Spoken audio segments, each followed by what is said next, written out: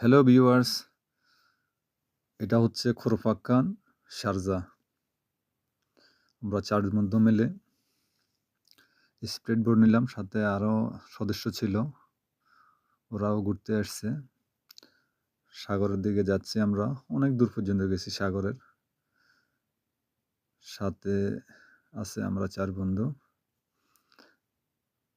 খুবই মজা করলাম।